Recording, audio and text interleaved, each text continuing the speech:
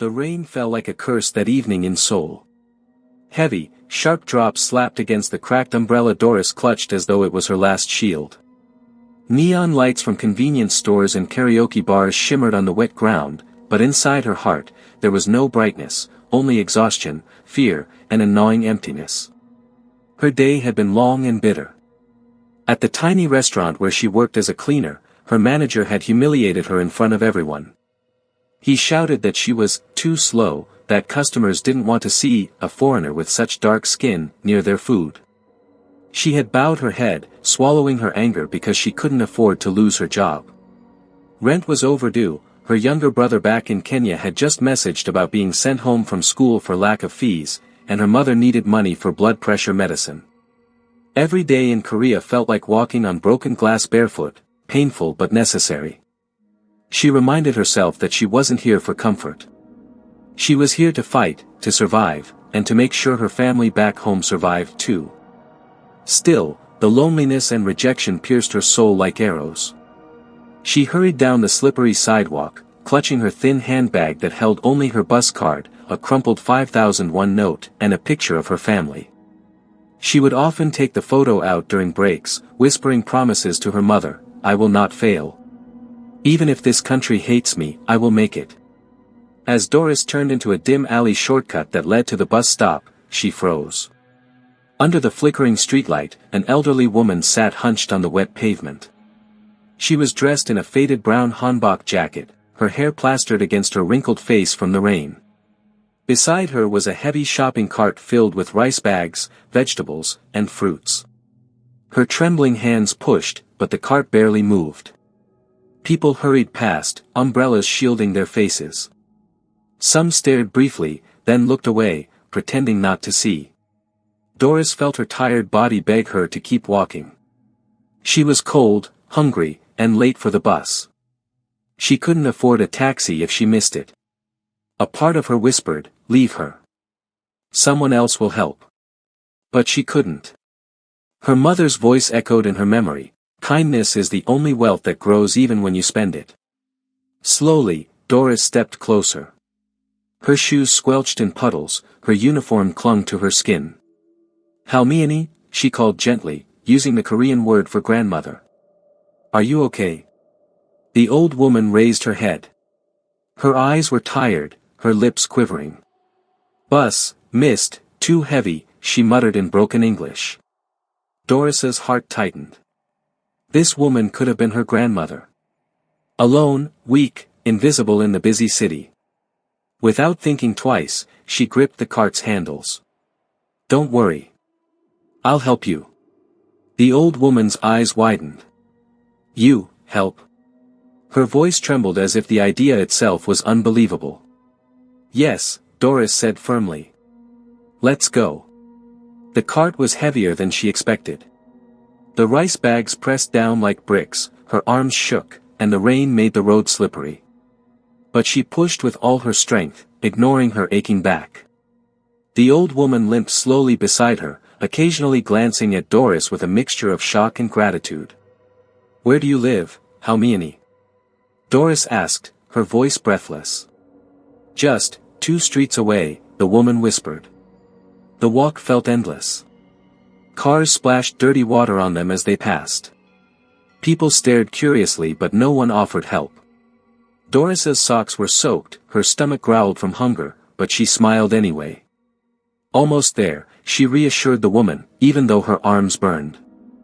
Finally, they stopped at a small gate in a quiet neighborhood. The old woman leaned heavily on the cart, then turned and looked at Doris as though seeing her for the first time. For a moment, her tired face softened into something warm, something almost regal. "You are, kind girl," she said softly. Doris laughed shyly, pushing wet braids off her face. "No, I just did what anyone would do." But even as she said it, she knew it wasn't true. She had watched dozens walk past without stopping. She had seen them lower their umbrellas, shielding themselves from the responsibility of kindness. The woman reached out, gripping Doris's hand. Her fingers were cold but strong, holding on longer than necessary. "Not anyone," she whispered. "Only you." Something stirred inside Doris. She didn't know why those words made her throat tighten. Maybe because all day she had been treated like she didn't belong, like she was dirt. Yet here, in this small moment, she was seen. The old woman disappeared into the gate, but Doris stood there for a while, staring into the rain. She didn't know that the woman she had just helped wasn't an ordinary grandmother. She didn't know that behind those wrinkled eyes was a powerful secret, one that would soon shatter her struggles and rebuild her world in ways she could never imagine. For now, Doris walked away into the storm, carrying nothing but soaked clothes, tired muscles, and a strange warmth in her chest.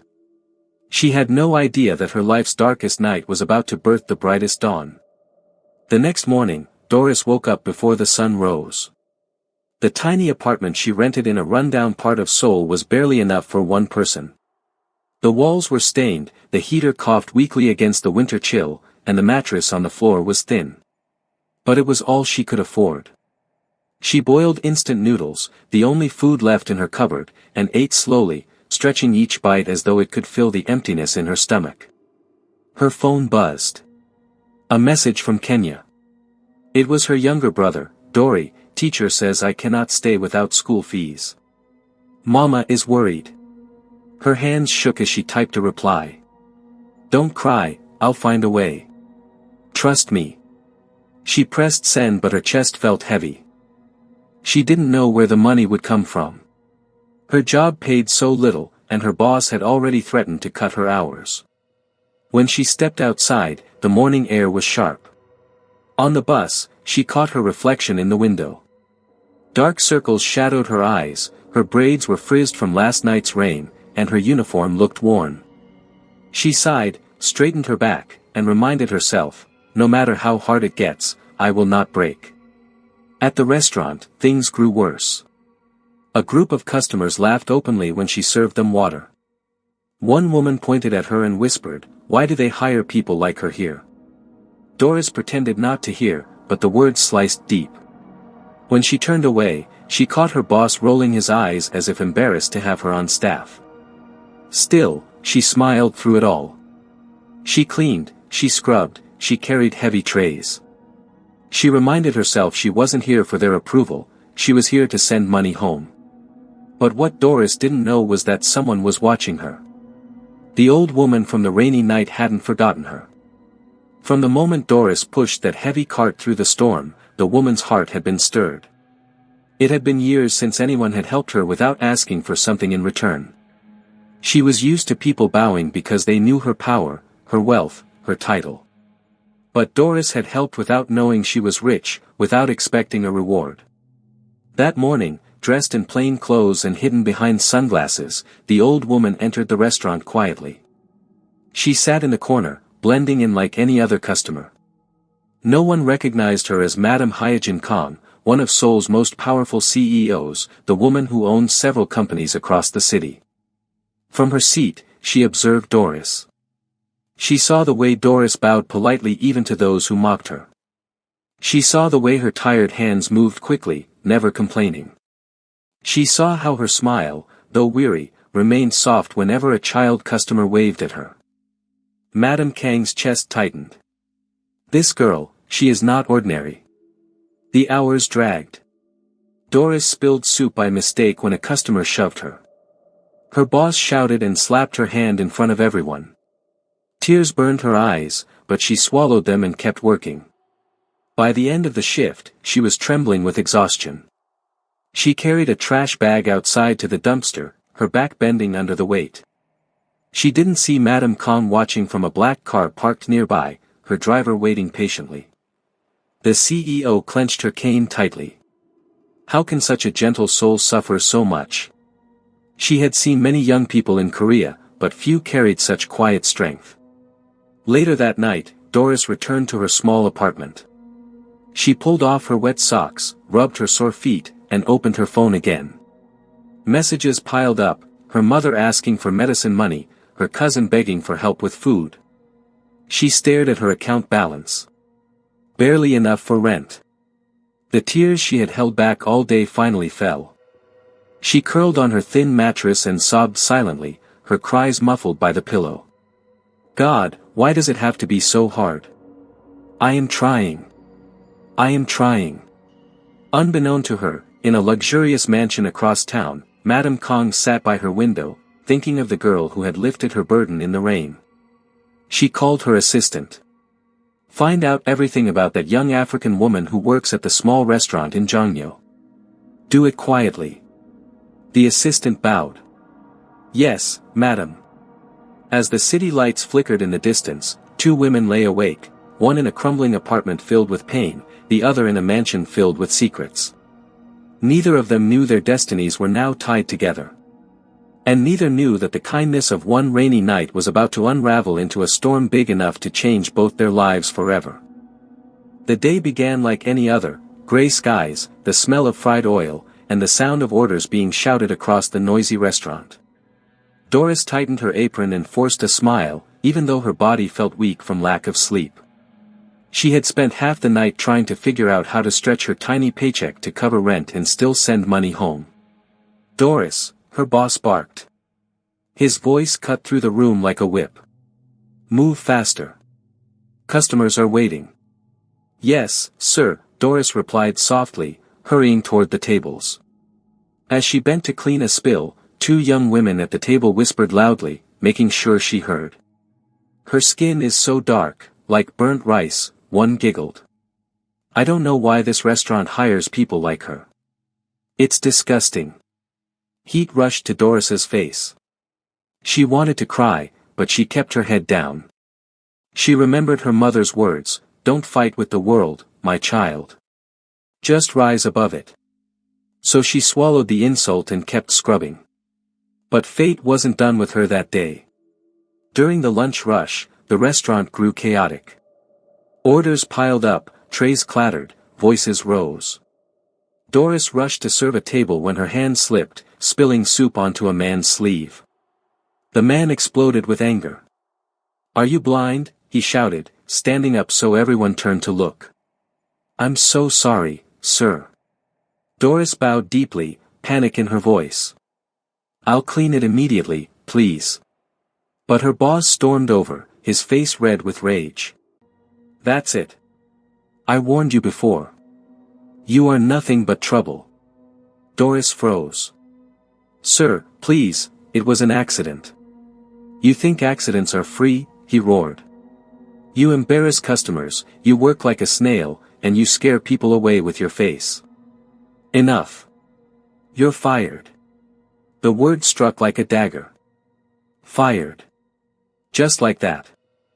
She dropped the tray, her knees trembling. Please, sir. I need this job. My family. Get out, he shouted, pointing at the door. And don't come back. I don't care about your excuses. Tears blurred her vision as customers stared. Some smirked, others whispered. No one spoke for her. No one cared. She untied her apron with shaking hands, bowed once, and walked out of the restaurant into the cold street. Outside, the world blurred. The neon signs mocked her, the cars splashing puddles seemed to laugh. Her chest tightened until she could barely breathe. She sank onto a bench, buried her face in her hands, and sobbed. She had worked herself to the bone, endured humiliation, swallowed insults, and now she had nothing. How will I pay rent? How will I send money home?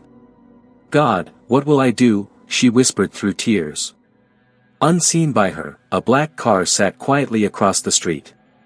Inside, Madame Hyojin Kong watched everything unfold. Her hands gripped her cane, her jaw clenched with fury. She had witnessed the cruelty, the unfairness. Her heart ached at the sight of Doris crying alone in the rain. Follow her, she instructed her driver. Don't lose her. That evening, Doris walked aimlessly through the streets, her steps heavy, her eyes swollen. She thought about calling her mother but stopped. She couldn't bear to tell her the truth yet. What good would it do to make her worry? At last, she returned to her tiny apartment. The room felt colder than ever. She collapsed onto her mattress and hugged her family's photo to her chest. Mama, I'm sorry. I'm failing you. Her tears soaked the picture as exhaustion pulled her into restless sleep. The next morning, a knock on the door startled her awake. She wiped her swollen eyes and opened it cautiously. There stood Madame Kang, dressed in an elegant hanbok coat, leaning on her cane. Behind her was the same black car Doris had seen parked near the restaurant before. Doris blinked, confused. "How many? You're here." The old woman's lips curved into a faint smile. "May I come in?" Flustered, Doris stepped aside, embarrassed by her shabby room. The old woman looked around quietly, her sharp eyes taking in the thin mattress, the cracked walls, the empty cupboard. "I saw what happened yesterday," she said at last. Doris lowered her gaze, shame flooding her. "It's nothing, Halmione. Just bad luck. I'll find another job." Madame Kang studied her face, the quiet strength beneath the brokenness.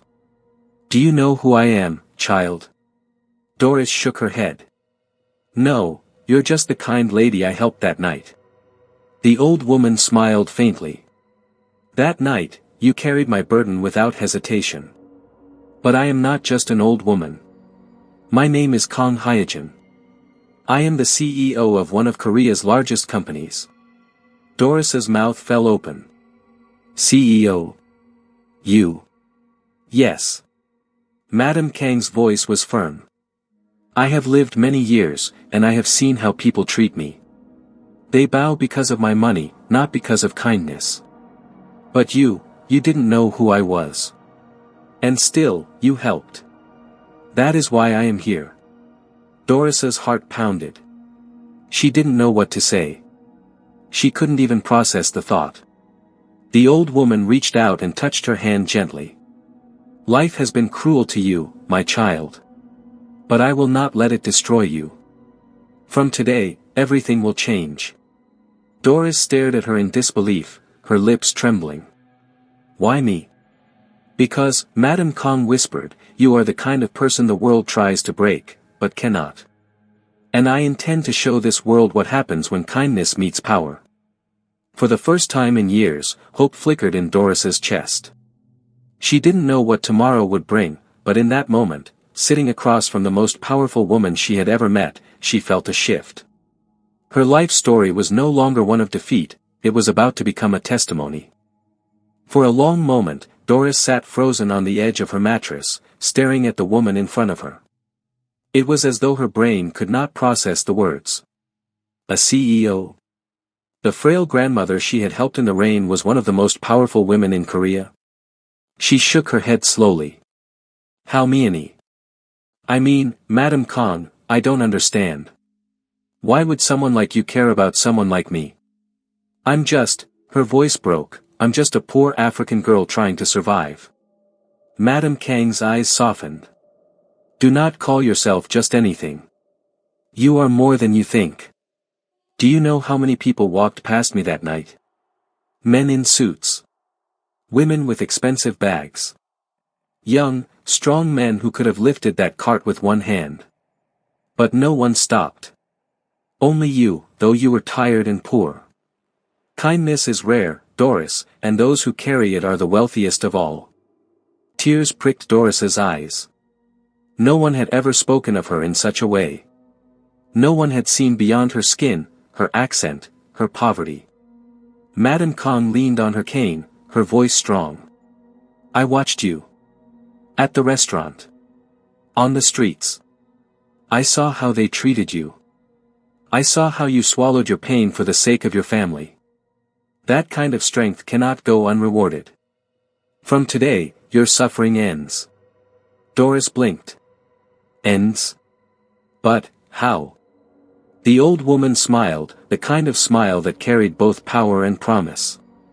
"You will work for me. Not as a cleaner, not as someone people mock, but as my personal assistant. I will train you, guide you, and open doors you never imagined existed. You will stand where people once said you could never stand." The words felt like a dream. Doris pressed her hands to her chest. "Madame Kang, I don't have the skills. I'm not educated in Korea. My Korean is not perfect. That doesn't matter, Madame Kong interrupted firmly. Skills can be taught. But heart? Compassion? Integrity? Those are priceless, and you already have them. That is why I chose you. For the first time in months, a smile slowly bloomed across Doris's face. It was small, fragile, but real. The following weeks felt like stepping into a different world. Doris moved from her tiny room into a small apartment provided by Madame Kang's company. It wasn't luxurious, but compared to where she had lived, it felt like a palace. She was given new clothes, neat office wear that made her stand tall. She received lessons in business etiquette, Korean language polishing, and even basic finance. Every day, she walked beside Madame Kang, carrying files, arranging schedules, and learning how the corporate world worked. At first, the stares from employees burned her skin. Some whispered behind her back, why would Madame Kang hire her? A foreigner?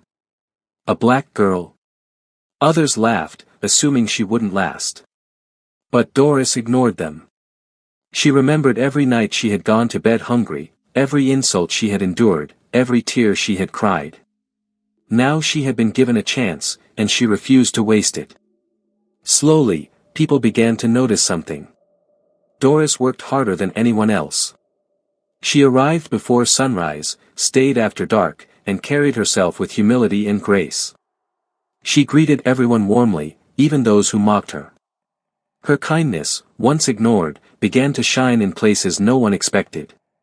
One afternoon, Madame Kang held a board meeting. All her directors were present, men and women in expensive suits, their eyes sharp and cold. Doris stood quietly at her side, taking notes.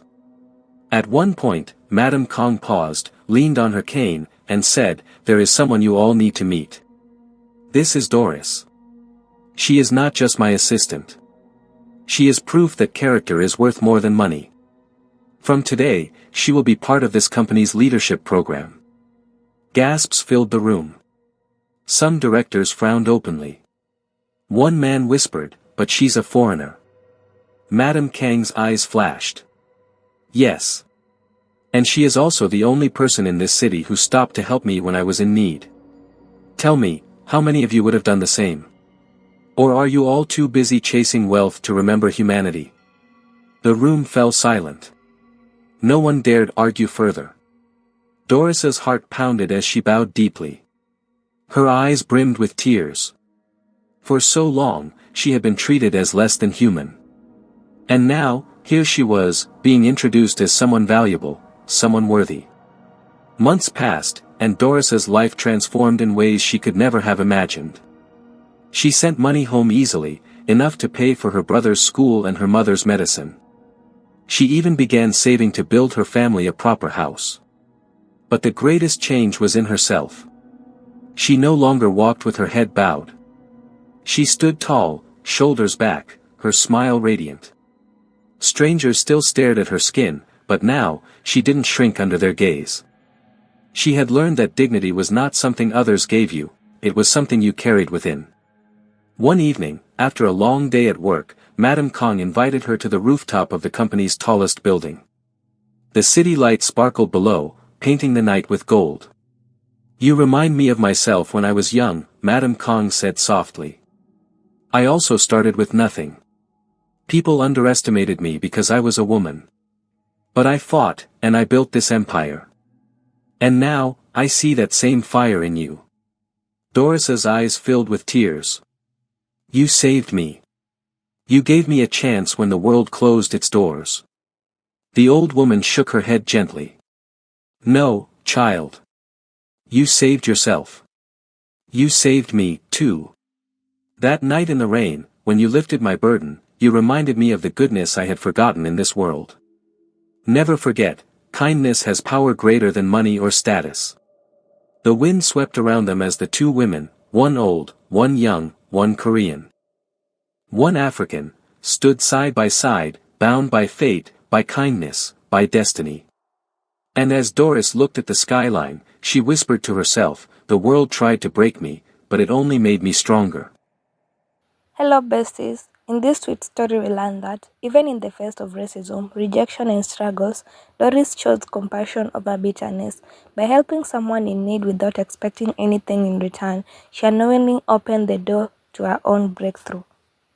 Thank you so much for watching. Kindly like, subscribe, and share.